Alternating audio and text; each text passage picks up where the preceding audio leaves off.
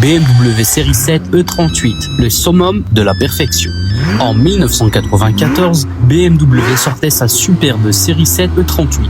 À la façon de la marque bavaroise à l'époque, elle faisait évoluer le design de la série 7 E32 de façon subtile, mais plus marquée qu'on ne pourrait le croire, faisant rentrer la grande berline à l'hélice dans le 21e siècle sans en avoir l'air. Il suffit de voir aujourd'hui. À notre époque, le 38 paraît encore totalement dans le coup pour saisir la force classique de son design. Un an plus tard, la série 5 E39 faisait de même en remplaçant habilement le 34. En 1997, la série 3 E36 laissait place à l'E46. BMW présentait sans doute l'une des gammes les plus cohérentes en termes de style comme de performance, qui n'ait jamais existé. Retour sur son initiatrice, l'impériale série 7 E38. La précédente série 7 E32, lancée en 1986, était déjà une réussite esthétique. Signée Ercole Spada sous la direction de Klaus Lüth. Statutaire et imposante, elle rivalisait sans mal avec l'ennemi à l'étoile, la Mercedes classe S W126. Le programme de remplacement du navire amiral de BMW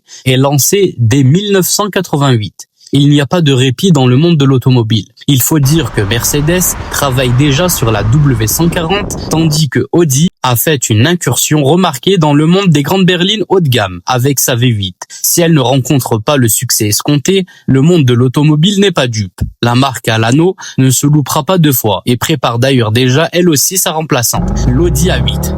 La classe dans la continuité. Pour la E38, BMW va jouer la carte de la continuité, comme elle sait si bien le faire depuis qu'elle a trouvé son style avec la série 5 E12 et E28, et surtout la série 7 E23. Sous la direction toujours de Klaus Lüth, le designer autrichien Boyke Boyer va reprendre le dessin d'Ercole Spada comme base d'inspiration et faire ce qu'il y a de plus difficile. Tout changer sans brusquer. La ligne générale semble identique à la E32. Les tics stylistiques de BMW sont bien là, mais le 38 devient visuellement plus légère, plus fine et plus aérodynamique, malgré un gabarit identique. Une prouesse qui se confirmera même sur les versions à châssis long. Avec la E38, c'est l'heure de la subtilité. Une stratégie suivie par Audi, dont l'A8 sort au même moment, en mars 1994, mais tout l'inverse de Mercedes, qui avec la W140 a joué la carte contraire, avec une voiture massive en rupture avec sa devancière. Au moment de son lancement, la E38 fait confiance au moteur largement éprouvé par le 32. Un V8 de 3 litres et 218 chevaux en entrée de gamme, la 730i. Un autre de 4 litres et 286 chevaux en haut de gamme, la 740i, qui passera à 4,4 litres en 1996 pour la même puissance. Les deux versions étant disponibles en châssis court ou long, dénommés 730iL et 740iL.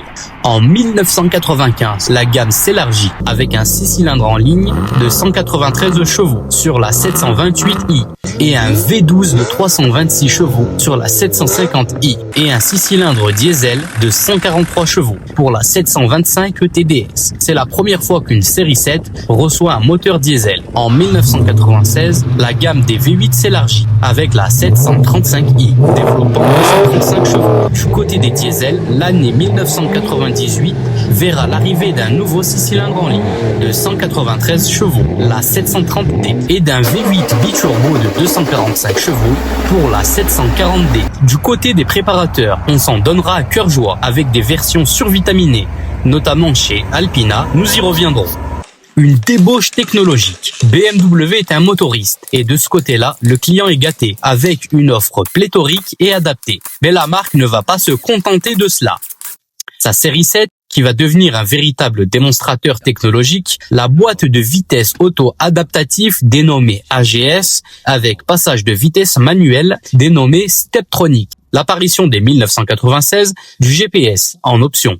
Une première pour l'époque, même si cela paraît évident aujourd'hui. La télévision et le téléphone en option là aussi. L'amortissement piloté, dénommé EDC. L'assistance de direction servotronique. Les rétroviseurs électrochromes et la liste est longue. Une débauche de luxe, de technologie dans une voiture belle à se damner. Un succès commercial. La série 7 va vite devenir la plus désirable des grandes berlines. La W140, quant à elle, paye son look pachydermique, tandis que l'Audi A8 séduit, certes, mais n'a pas encore l'aura des deux marques précédemment citées. Un petit lifting fin 98 apportera un peu de jeunesse sur la E38, qui va continuer sa carrière jusqu'en 2001, avant d'être remplacé par l'étrange E65, signé par Chris Wanger. Comme si le 38 avait atteint une perfection impossible à dépasser, et qu'il fallait tout changer pour repartir de l'avant. Voiture de James Bond dans Demain ne meurt jamais, comme de Tupac ou Karl Lagerfeld, partageant son V8 avec Bentley et son V12 avec les Rolls-Royce. La BMW série 7 E38 aura marqué la fin des années 90.